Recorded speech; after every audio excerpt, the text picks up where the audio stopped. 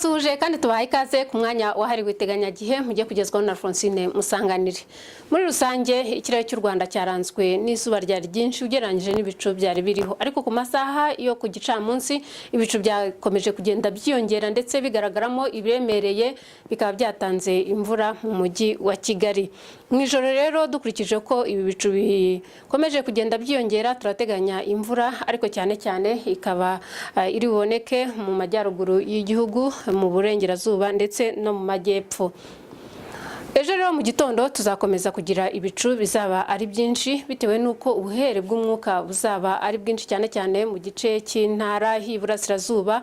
Tukaba duteganya rero ko mu gitondo hari bugwe imvura mu ntara y'Iburasirazuba ndetse no mu mujyi wa Kigali. Ahandi hasigaye muri rusange hakaba hateganijwe ko hari burangwe n'ibicu bibe ari byinshi.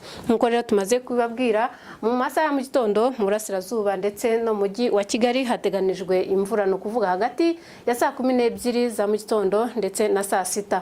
Naho Musanze niho hari bukonje kurusha ahandi bitewe nuko bari we bagwishije imvura mu ijoro, bari gupima dogere Celsius 10 ku masaha ya mu gitondo.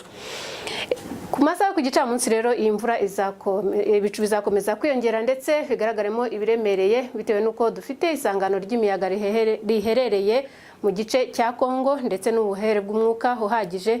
Hakaba hateganijwe imvura mu bice byinshi by'igihugu, ariko mu Burasirazuba bw'u Rwanda hakaba hateganijwe kuzarangwa n'ibicu bizaba ari byinshi.